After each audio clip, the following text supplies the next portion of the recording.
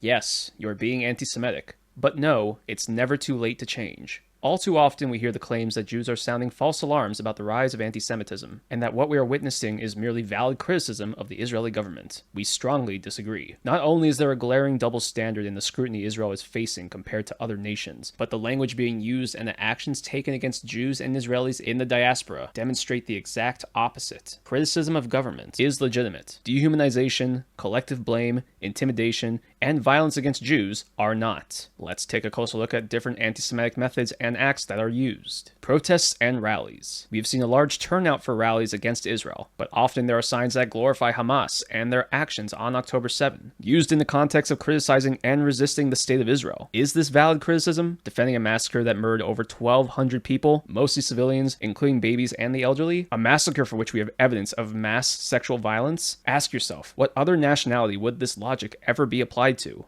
BDS. Boycott, divest, and sanction. Israel is not the only country entangled in a war, or that has leaders who are not always doing what their citizens want or believe to be right. Yet, they are the only countries whose small businesses, even abroad, are boycotted and targeted. For Jews, this seems eerily familiar. This supposed act of protest poses another double standard applied to the only Jewish state. No BDS for China? Russia? How about America? If all oppressive systems should be boycotted, why is it that you only take issue with Israel? Targeting synagogues. Around the world, Jewish places of worship are vandalized and targeted with arson. If no people are a monolith, then why are all Jews being held accountable for your supposed issue with a government on the other side of the world? Settler colonialism and indigenous rights. Protesters shield their anti-Semitism by using a false definition of anti-Zionism, equating it to settler colonialist ideology. There is a deep irony in people living on colonized land in the West, demanding that Jews leave Israel, the very land from which Jewish identity, history, and civilization originates, which is proven by science, archaeology,